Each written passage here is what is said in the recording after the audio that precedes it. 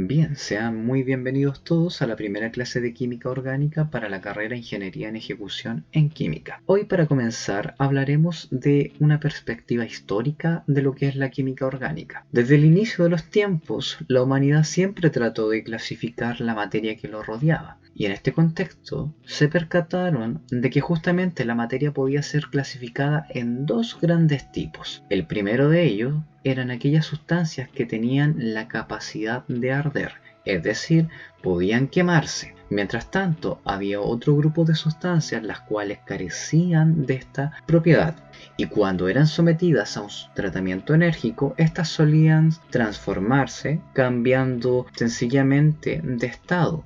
Mientras tanto, que aquellas sustancias que tenían la capacidad de arder se transformaban también, pero de una manera mucho más intrínseca, cambiaban su naturaleza, sufrían un cambio químico. De esta manera, generalmente cuando una sustancia ardía, luego se obtenía un residuo el cual era imposible de devolver a su estado original, a diferencia de la materia que no tenía la capacidad de arder. De esta manera, se percataron de que todas aquellas sustancias que tenían esta capacidad de arder de alguna forma se relacionaban con los organismos vivos. Por ejemplo, la madera puede ser quemada y proviene obviamente de los árboles. Mientras tanto que, por ejemplo, el vidrio, cuando es sometido a un tratamiento enérgico, solamente se alteran sus propiedades físicas, se vuelve maleable. Sin embargo, no cambia su naturaleza química.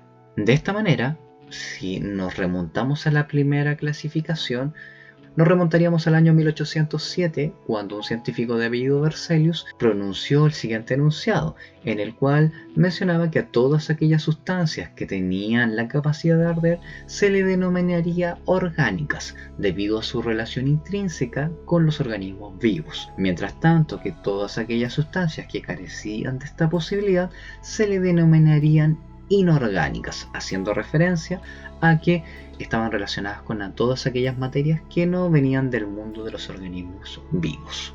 La pregunta era, ¿por qué existían sustancias que tenían esta capacidad de arder y otras que no? En ese contexto, un científico de apellido Stahl propuso una de las teorías, más importantes para aquella época, que fue la teoría vitalista, en la cual mencionó de que la materia orgánica tenía algo que carecía la materia inorgánica, una fuerza vital, una energía que era otorgada por una divinidad, por ejemplo un dios, la cual guardaba relación intrínsecamente con el alma. Por esa razón, la materia orgánica tenía la capacidad de arder, y cuando ésta ardía, perdía esta energía vital, y por esa razón tenía un residuo el cual no tenía nada que ver con el material de partida. Y esto también a su vez explicaba el por qué el ser humano no podía transformar la materia inorgánica en orgánica. Sin embargo, esta teoría fue desmentida poco a poco en los años venideros.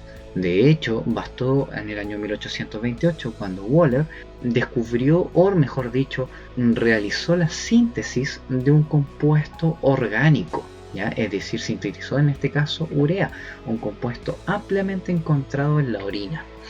De esta manera, puso en jaque al vitalismo, tal como dice la diapositiva, puesto de que estaba transgrediendo la barrera entre lo que podía ser la humanidad y lo que en ese momento se le estaba asociando a una divinidad. La teoría hasta ese momento comenzó a flaquear, sin embargo, todavía la teoría vitalista seguía manteniendo un amplio número de seguidores. Finalmente, ya en el año 1845, otro científico de apellido Kolbe hizo lo impensable.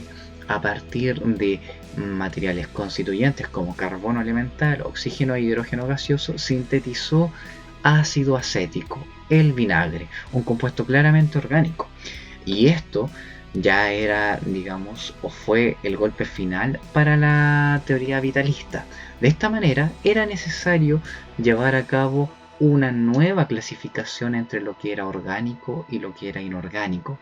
Es decir, no guardaba la relación con el vitalismo. Había algo más. Tenía que ser una referencia mucho más específica.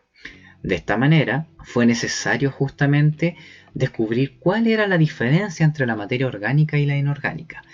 En este contexto, teniendo presente o lógicamente de que la materia orgánica sí efectivamente cumplía con el enunciado de que cuando era sometida a un tratamiento enérgico, ésta cambiaba sus propiedades y no podía volver atrás, a diferencia de la materia inorgánica. Eso era cierto.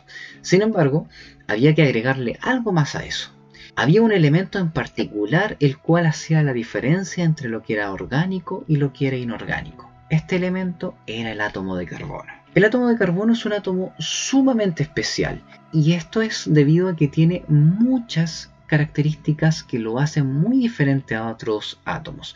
Y adicionalmente es justamente el elemento el cual, digamos, nos va a permitir diferenciar entre lo que es la materia orgánica y lo que es la materia inorgánica. Aquí hay que tener, eso sí, especial cuidado porque hay algunos otros compuestos que son inorgánicos que tienen carbono, pero son los menos, son excepciones. El carbono, como se mencionaba, es un elemento muy especial. Sus átomos son muy especiales. Y esto es porque tiene varias características que lo hacen único. Primero, forma 4 enlaces. Es un átomo tetravalente. Puede unirse consigo mismo, lo cual puede sonar, digamos, un tanto no raro, pero créanme que es algo muy importante y que lo hace muy especial. También tiene la capacidad de formar dobles y triples ligaduras, y adicionalmente sus moléculas pueden tener distintas geometrías, pueden ser tetraédricas, trigonales planas o lineales dependiendo del tipo de enlace con el cual esté formando o esté unido a otros o a sí mismos, a otros átomos, perdón. Estas 4 características lo hacen súper importante. Y esto es porque justamente la cantidad de átomos o moléculas, mejor dicho, que puede formar el átomo de carbono es súper amplia gracias a estas 4 características. Bien, de hecho, al átomo de carbono lo podemos encontrar en casi todos los alimentos, tanto en alimentos de origen animal como vegetal. También, por ejemplo, lo vamos a encontrar en ropas, en justamente los plásticos que utilizamos, muchos de los materiales, las fibras, las cuerdas, y todas ellas están hechas de carbono. Sin embargo, como bien dice mi alter ego, el carbono no es el único átomo importante dentro de la química orgánica. No debemos olvidar al hidrógeno, al oxígeno, al nitrógeno, al fósforo y al azufre, que los podemos agrupar todos dentro de una gran sigla que se llama CHAMS. Si alguno de ustedes a todo esto se preguntan por qué el azufre está dentro de los átomos que son importantes para la química orgánica, la gente que tiene el pelo crespo, por ejemplo, tiene azufre en su cabello, formando algo que se llama puentes de disulfuro. Estos puentes hacen que el cabello se vaya encrespando, se vaya convirtiendo en un rulo. Y por ejemplo, cuando uno somete a un tratamiento térmico al cabello, por ejemplo con una plancha para el pelo, hace que justamente estos puentes se rompan y por esa razón el pelo se alisa. Sin embargo, cuando el cabello está en contacto con humedad, el cabello, liso después de haber sido planchado, vuelve a formar estos puentes de disulfuro y vuelve a enroscarse, ¿ya? Ahí hay un ejemplo de donde ella sufre. Bien, para entender justamente las propiedades del átomo de carbono, primero vamos a tener que recordar algo que quizás no es tan agradable para todos, que son los números cuánticos, y que justamente guardan relación con la mecánica cuántica. Tenemos que entender que la mecánica cuántica sustituye a la física clásica cuando estudiamos materiales muy pequeños, ¿ya? Cuando nos veamos enfrentados a un mundo muy pequeño, al mundo de los átomos, nos vamos a dar cuenta que la física clásica ya no funciona. Y en este contexto vamos a tener que recurrir a la mecánica cuántica. La mecánica cuántica nos permite justamente describir todos los comportamientos de estas moléculas pequeñas. Y es que nos vamos a dar cuenta los modelos atómicos que usualmente nosotros utilizábamos, la verdad es que no son reales. Y esto guarda relación con varios principios que vamos a ver a continuación. Primero, los modelos atómicos anteriores que acabo de mostrarles no son reales porque están asumiendo que los electrones están fijos, o los podemos fijar en una posición en el espacio. Sabemos dónde están. Sin embargo, eso no es cierto. Lo que ocurre es que los electrones sufren de lo que se denomina el principio de incertidumbre de Heisenberg. Este principio de incertidumbre nos dice que nosotros tenemos dos factores dentro de un electrón, la velocidad y la posición. Y desgraciadamente, mientras más conocemos uno, menos conocemos el otro, ¿ya? Es decir, nosotros podríamos saber muy bien cuál es la velocidad de un electrón, pero no vamos a conocer su posición, y viceversa. De esta manera, se hace imposible poder fijar a los electrones dentro de un modelo atómico. No podemos saber dónde están. Más aún, los electrones tienen un comportamiento dual. De repente son partículas y otras veces son ondas. Y este problema hace que justamente nosotros no sepamos realmente cómo se está comportando el electrón. A veces lo podemos tener como partícula y a veces lo podemos tener como onda. Por lo tanto, ya ni siquiera lo podemos cuantificar. De esta manera, lo único que nos queda por hacer es trabajar con probabilidades. Esto fue el postulado que hizo Schrödinger, o Schrödinger como le dicen algunos, para, digamos, enfrentar este problema. Él lo que hizo fue crear una ecuación de onda, la cual es una ecuación bastante compleja, que si bien es cierto, ahí en la diapositiva ustedes pueden ver que tan compleja no se ve, sin embargo sus desarrollos sí que son bastante complejos. Lo que tenemos acá se denomina hamiltoniano, que es un operador matemático. Lo que tenemos acá, que es phi, son las funciones de onda. Las funciones de onda guardan relación, o mejor dicho, toda la relación de la partícula que estemos estudiando. Finalmente, también tenemos la energía asociada a cada, digamos, partícula de estudio. La gracia de esta ecuación es que nos permite obtener las probabilidades de dónde debería estar el electrón y cómo debería comportarse. Y estas probabilidades lo que nos van a permitir es definir algo que se denomina orbital.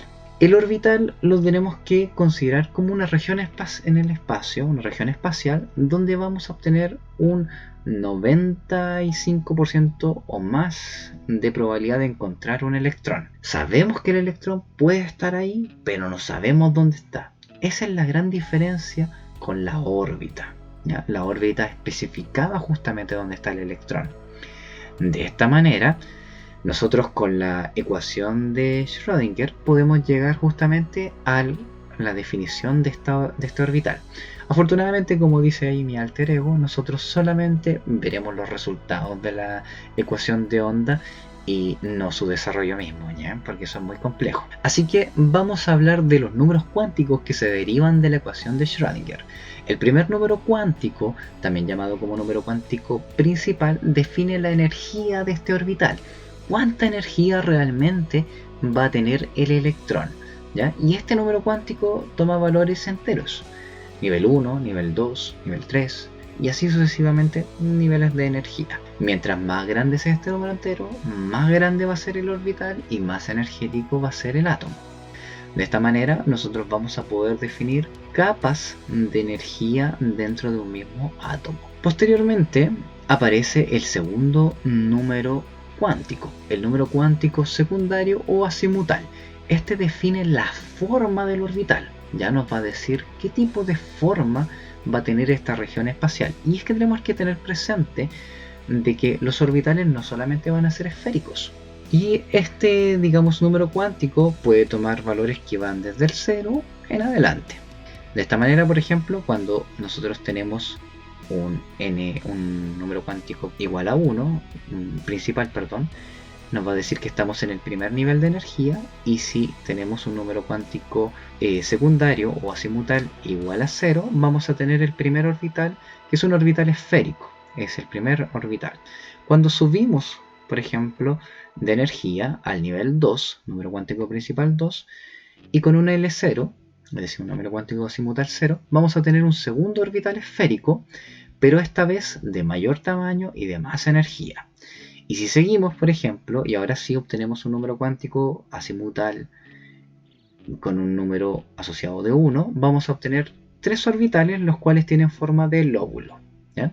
De esta manera, nosotros vamos a poder definir que existen 4 tipos de orbitales en general: esféricos para un L0, con forma de lóbulo para un L1, con distintas formas en el espacio, en este caso con forma, podríamos decir, casi de trébol, para un L igual a 2, y finalmente con una forma muy extraña de lóbulos para un L igual 3. Los orbitales con L igual a 0 los vamos a conocer como S, los con forma de lóbulo los vamos a conocer como P, estos que tienen como forma de trébol los vamos a conocer como D, y estos que ya son mucho más complejos los vamos a conocer como orbitales F. Seguimos. El tercer número cuántico se conoce como número cuántico magnético, y este número cuántico nos va a definir que los orbitales van a tener orientaciones en el espacio. Bueno, no todos. De hecho, por ejemplo, el orbital esférico, el orbital S, no tiene orientación espacial porque obviamente es una esfera. Sin embargo, cuando nosotros, por ejemplo, estamos en presencia de un orbital P, este va a tener tres valores: -1, 0 y +1, indicando tres orientaciones en el espacio. De esta forma, los tres orbitales P que teníamos al inicio, que eran orbitales isoenergéticos, ahora los vamos a tener apuntando en los ejes cartesianos. Ojo, que siguen siendo isoenergéticos, es decir, siguen teniendo la misma energía, solamente tienen distintas orientaciones. Bien, si seguimos avanzando, por ejemplo en el caso de los orbitales D y F, nos vamos a percatar de que justamente estos orbitales van a tener 5 orientaciones para los orbitales D y vamos a tener 7 orientaciones para los orbitales F. ¿Ya? Afortunadamente en química orgánica nosotros solamente nos vamos a mover en S y P. La química inorgánica, es la que trabaja ya con estos orbitales más complejos. Nosotros tenemos un poco de suerte en este contexto. Bien, ahora ya tenemos justamente el modelo atómico mucho más acertado de un átomo. Este sí es un modelo mucho más real, que respeta los principios de incertidumbre y justamente también está respetando la probabilidad. Solamente nos falta poner los electrones, por supuesto. Y para ello nosotros vamos a utilizar el cuarto número cuántico, el número cuántico de spin. El número cuántico de spin nos va a decir que los electrones van a tener dos orientaciones, en otras palabras, dos momentos angulares, ¿ya? Estos momentos angulares nos van a indicar justamente la orientación de los electrones y es en qué sentido están girando. En este contexto, por ejemplo, para un electrón vamos a tener dos posibles orientaciones: más un medio o menos un medio. Es decir, temáticamente hablando, mirando hacia arriba o mirando hacia abajo. Y esto es súper importante porque justamente aquí surge lo que se conoce como el principio de exclusión de Pauli, ¿ya? Y este principio de exclusión nos dice que un electrón tiene que diferenciarse a lo menos en un número cuántico.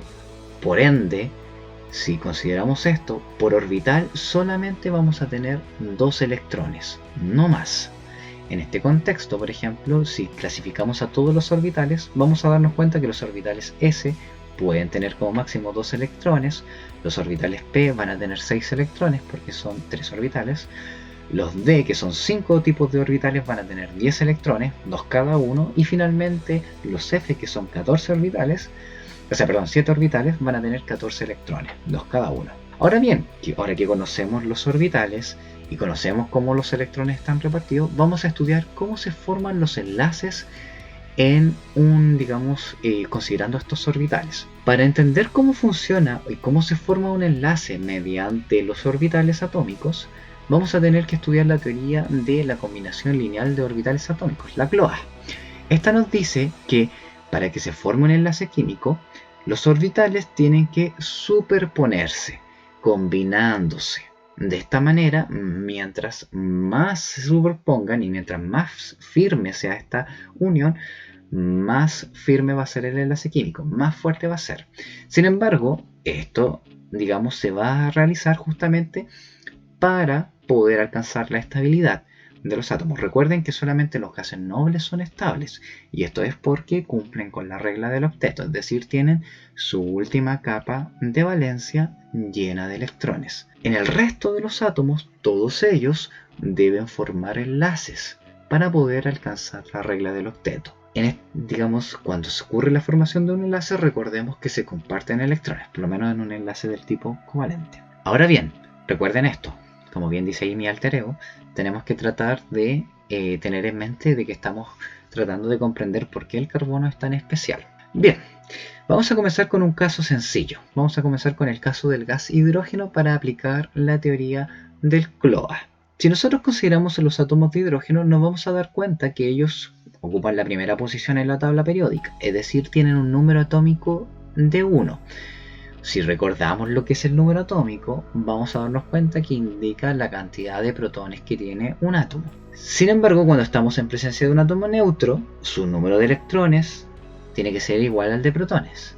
Por este caso, si nosotros consideramos átomos de hidrógeno neutros, estos átomos de hidrógeno deberían tener un solo electrón. Por ello, si nosotros recordamos la configuración electrónica, como tenemos un solo electrón a repartir, solamente tendremos una configuración electrónica de 1s1. Recuerden que el 1 proviene del número cuántico n, el número cuántico principal de energía. El s viene del L, que da la forma esférica, y aquí tenemos un electrón. Esa sería la configuración electrónica de cada átomo de hidrógeno. Ahora bien, si consideramos estos dos átomos de hidrógeno por separado, en los cuales tenemos esta configuración electrónica, 1s1, acá es lo mismo, solamente que está puesto el electrón justamente dentro de esa barrita. Pero ahí está el electrón. Bien, vamos a tener justamente que estos dos átomos son inestables porque no cumplen con la regla del octeto. Por lo tanto, lo más lógico es que se vayan a unir para formar una molécula estable, es decir, compartan sus electrones. La verdad que aquí la regla se denomina dueto, por si acaso. Como sabemos que los electrones sufren justamente de esta dualidad de partícula-onda, vamos a tener dos probabilidades. Una de ellas en la cual los electrones se unen de manera antienlazante, es decir, no se combinan bien, ¿ya? Y otra probabilidad donde sí se van a unir bastante bien debido al solapamiento de los orbitales atómicos. A esto se le va a conocer como una unión enlazante. Y en este caso, en una unión enlazante, los electrones quedan compartidos. De esta manera vamos a tener justamente dos electrones. Y cada átomo por separado va a tener una configuración electrónica 1s2. ¿Por qué 1s2? Porque el vecino le está compartiendo uno de los electrones. Bien, de esta manera nosotros podríamos llevar a cabo la construcción del átomo, de la molécula de hidrógeno mediante justamente la teoría del CLOA. Ahora claro, estamos viendo una molécula súper sencilla, el átomo de hidrógeno, pero vemos una molécula un poquitín más compleja. Ya se lo dije. Pero antes de eso, algo que se me estaba quedando en el tintero, este nuevo tipo de enlace, se va a denominar sigma. Cada vez que se unan dos orbitales para formar un enlace simple, le vamos a denominar, sobre todo en química orgánica, sigma. Y ojo, que esto es súper importante, es independiente de si los orbitales en cuestión son S o P. De hecho, vamos a ver ahora el caso de la formación del ácido fluorhídrico, la cual obviamente vamos a utilizar el átomo de hidrógeno, que ya sabemos que tiene una configuración electrónica de 1s1, y el átomo de flúor, que fíjense que, como bien señala la diapositiva, el átomo de flúor tiene 9 electrones. Y ojo, ahí tengo un pequeño error. Electrones, ¿ya? Como tiene 9 electrones, su configuración electrónica será justamente 1s2, un 2s2, 2p5. Y obviamente, tanto el flúor como el hidrógeno por separado son átomos inestables debido a que no cumplen con la regla del octeto o la regla del dueto, es decir, no tienen su última capa de valencia llena. De esta manera, si estos orbitales se combinan para formar el ácido fluorhídrico, un gas bastante peligroso todo esto, van a dar como resultado una molécula estable, debido a que el hidrógeno va a tener dos electrones que van a estar siendo compartidos, mientras tanto que el flúor también va a tener acceso a estos dos electrones. Acá, sí, esto es súper importante, acá arbitrariamente se utilizó el orbital 2px, pero podría ser cualquiera de estos tres. Recuerden que estos tres son iguales, ¿ya? Por lo tanto, no es, tan importante cuál de ellos utilizamos. Si lo vemos en términos de orbitales, lo que va a ocurrir es que justamente uno de estos orbitales p, que aquí está representado, se va a combinar justamente con el orbital esférico del átomo de hidrógeno, formando así este nuevo orbital que va a ser el orbital sigma. Bien, a modo de resumen, tenemos que tener presente los siguientes. Los enlaces covalentes entonces se formarán por el solapamiento de los orbitales atómicos, ¿ya? Formando así lo que se conoce como un orbital molecular. Este nuevo orbital molecular, siempre y cuando sea un enlace simple, se le conocerá como orbital sigma o enlace sigma. Y obviamente cada átomo retiene parte de sus orbitales generales, pero comparte los electrones. Y bueno, y esto es lo que yo les había mencionado hace un rato. A mayor traslape, más fuerte será el enlace producido y finalmente, digamos, vamos a ver qué ocurre en el caso del carbono. Bien, para ver el caso del carbono vamos a analizar el caso del metano. Y obviamente vamos a utilizar este gas porque es el más sencillo, ¿ya? De hecho, este es un gas de desecho a todo esto. Bien, si nos damos cuenta, el átomo de hidrógeno ya no lo vamos a considerar porque ya sabemos que tiene una configuración electrónica de 1s1, es decir, tiene un solo electrón en el orbital s. Mientras tanto, que el átomo de carbono ocupa la posición 6 de la tabla periódica, es decir, tiene un Z igual a 6, por lo tanto tiene 6 electrones a repartir. De esta manera, si nosotros escribimos la configuración electrónica del carbono, nos daremos cuenta que tiene solamente 2 electrones en el orbital 2p. De esta manera, solamente podría formar 2 enlaces, porque podría compartir estos 2 electrones con otro átomo, pero la realidad es muy distinta. La realidad, y esto ya es sabido, la verdad, como nosotros también lo dijimos, el carbono forma 4 enlaces. Entonces la pregunta es, ¿cómo es posible que pueda formar 4 enlaces si solamente tiene 2 electrones disponibles? Y para más remate, como acá dice nuestro amigo Schrödinger, los orbitales p tienen ángulos de 90 grados, pero el metano es tetraédrico. Lo primero que se nos podría ocurrir para solucionar este problema es que justamente seamos capaces de llevar uno de estos electrones al nivel superior. Si nosotros llevamos justamente uno de estos electrones al nivel superior, nos quedaríamos con esta situación. Tendríamos 4 electrones. Y estos 4 electrones ya podrían ser utilizados para formar 4 enlaces. Sin embargo, seguimos con el problema de los ángulos de enlace. Y es que tenemos que recordar que los orbitales p forman ángulos de 90 grados. Recuerden que ellos están dispuestos en el plano cartesiano. Y si nos damos cuenta, una molécula tetraédrica debería tener aproximadamente ángulos de 109 grados. Nada que ver con justamente lo que se nos formaría si consideráramos esta situación. Ahora bien, la explicación de esto la daría posteriormente Linus Pauling. Linus Pauling comentó lo siguiente: ¿qué pasaría si nosotros mezcláramos estos 4 orbitales para formar 4 orbitales iguales, ¿ya? Con características exactamente iguales, los 4, dispuestos justamente en ángulos de 109 grados, es decir, para poder formar la estructura tetraédrica? Y como bien dice ahí nuestro amigo Linus Pauling, mezcló los orbitales atómicos para formar justamente estos nuevos orbitales híbridos. Y uno podría preguntarse ¿por qué? Y además que justamente la hibridación es un fenómeno que ocurre en muy pocos átomos. Para ello nosotros podríamos recurrir al término energético. Cuando se combinan estos orbitales atómicos, podrían dar paso justamente a la formación de un orbital mucho más grande, con más espacio, donde el electrón puede ocupar mayor cantidad de espacio y por lo tanto generar menos repulsión y de esta forma menos energía. Recuerden que todo en el universo siempre va a tender a la menor energía. Y en esto suelo dar un ejemplo, un poco caricaturizado, pero que nos sirve para entender por qué puede formarse la hibridación. Imagínense que ustedes tienen un patio y su patio colinda justamente con el patio del vecino. Por algún motivo, a ustedes les encomiendan cuidar de un pequeño niño, ¿ya?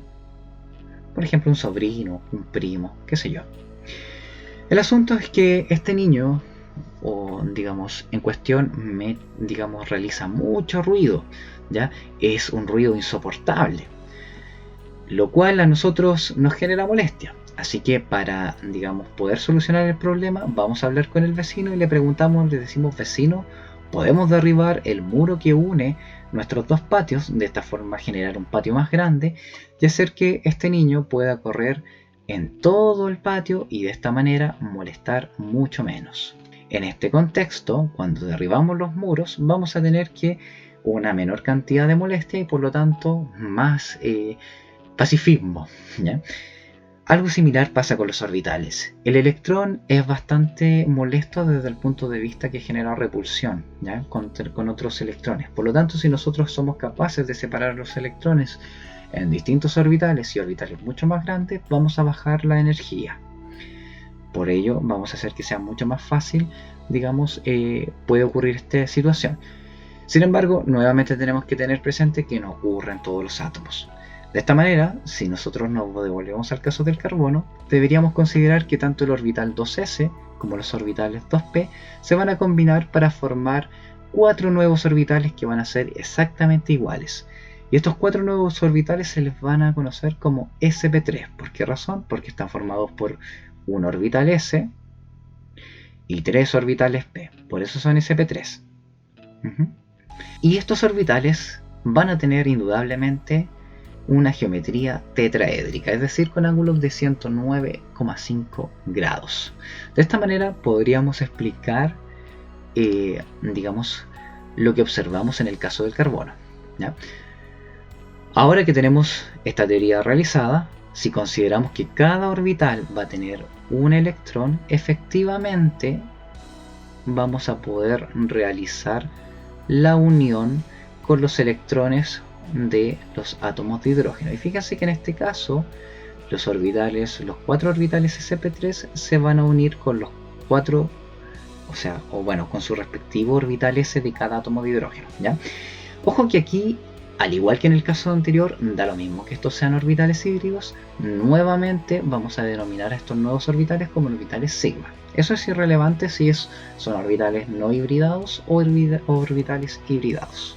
Ojo, como yo les mencionaba, esta situación no solamente ocurre en el átomo de carbono, sino que también la vamos a encontrar en el caso del nitrógeno, en el oxígeno, en el azufre e incluso en átomos inorgánicos como el silicio, ¿no?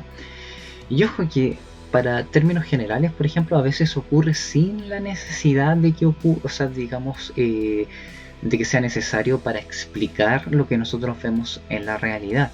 Por ejemplo, en el caso del átomo de nitrógeno, por ejemplo en la molécula justamente del amoníaco, si nos percatamos, el amoníaco tiene 3 enlaces, ¿ya? 3 enlaces simples.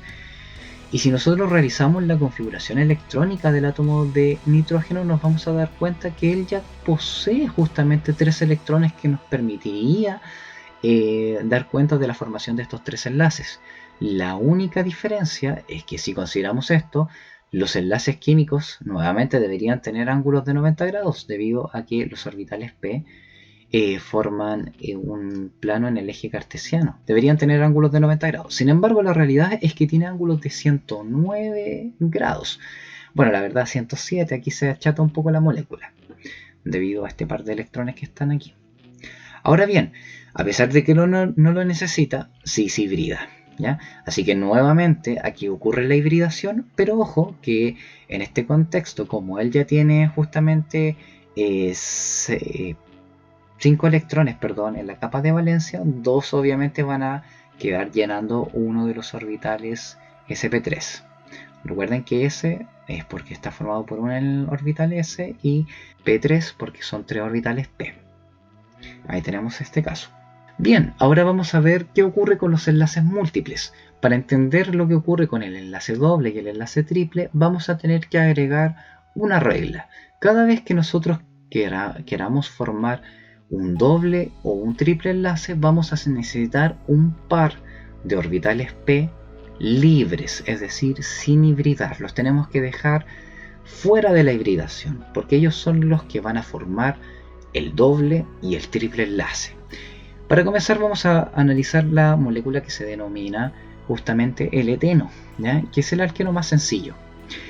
En este caso, el ángulo, digamos, va a cambiar. Aquí nosotros vamos a tener una molécula que es trigonal plana, ¿ya? Es decir, va a tener ángulos de 120 grados. Y para ello, teniendo presente esta regla que necesitamos un par de orbitales P sin hibridar, vamos a tener que dejar fuera de la hibridación un orbital p de cada átomo de carbono. Estos orbitales p que estoy dibujando acá no van a participar en la hibridación. Todos los demás se van a hibridar. Y en este caso, cada átomo de carbono va a sufrir la hibridación de un orbital s con dos orbitales p, formando ahora tres orbitales sp2, cada uno con un electrón. De esta manera, estos tres orbitales sp2 van a formar tres enlaces. Uno de los enlaces se va a unir entre carbono y carbono y los otros dos orbitales van a participar cada uno uniéndose a un átomo de hidrógeno respectivamente. De esta manera, si ustedes se percatan, acá tenemos en verde los orbitales sp2. Ya, esos son los orbitales sp2. Entonces vamos a tener la unión entre carbonos y la unión con cada uno de sus respectivos átomos de hidrógeno. Y fíjense que acá tenemos los orbitales p que no los hemos tocado. Una vez que se forman los enlaces simples, los enlaces sigma, los orbitales p que quedaron libres sin hibridar ahora se van a unir, formando de esta manera el doble enlace. A este nuevo orbital le vamos a conocer como orbital pi. Y ojo, aquí tenemos que tener presente lo siguiente, que esto es un error bastante común dentro, digamos, de las personas que estudian química. Considerar que el doble enlace es mucho más resistente que el enlace simple, lo cual no es cierto. De hecho, las moléculas que presentan un doble enlace suelen ser mucho más reactivas que las moléculas con enlace simple. De hecho, probablemente ustedes sepan que, por ejemplo, cuando uno fríe, muchas veces las moléculas cambian y generan subproductos relativamente no muy buenos para la salud. Cuando uno fríe con aceites, por ejemplo. Y es que justamente los aceites tienen hartos doble enlaces. Y al someterlos a temperaturas altas, estos terminan reaccionando y dando inicio a la formación de nuevas sustancias. Eso lo veremos más adelante cuando veamos lípidos, ¿no? Bien, veamos el último caso, que es el caso de los triples enlaces. En este caso vamos a repetir el mismo contexto, es decir, vamos a necesitar otro par de orbitales p libres para formar el triple enlace. Es decir, vamos a tener que dejar fuera dos pares de orbitales p. Por lo tanto, solamente nos van a quedar para hibridar un orbital s y un orbital p. Cuando este orbital s y este orbital p se mezclan, van a formar dos orbitales denominados sp, cada uno con un único electrón. Estos van a ser los encargados de formar los enlaces sigma. Y ojo, que estos orbitales tienen ángulos de 180 grados. De esta manera, una vez que, digamos, se forman los enlaces sencillos, los enlaces simples, los enlaces sigma, los orbitales p comienzan a unirse entre ellos para formar los nuevos dobles y triples enlaces. Primero se forma el doble y posteriormente se forma el triple. Y nuevamente, por regla de 3, vamos a suponer que estas moléculas van a ser mucho más reactivas que las moléculas con doble enlace, lo cual es cierto. Efectivamente, estas moléculas son mucho más reactivas. Esta reactividad más elevada la vamos a asociar debido a que el enlace que se forma entre un carbono unido con un triple enlace es mucho más corto, ¿ya? Es decir, los átomos están mucho más cerca, lo que genera repulsión. Y acá tenemos un resumen justamente del tipo de hibridación, los tipos de orbitales, los enlaces, como los vamos a denominar, el tipo de geometría, los ángulos que vamos a encontrar y el tipo de enlace. Y bien, hasta aquí llega nuestra primera clase. Espero que haya quedado los temas bastante claros. Les dejo algunas bibliografías que pueden consultar para estudiar de manera autónoma y nos vemos en la próxima clase, cuando ya comencemos a hablar justamente de hidrocarburos.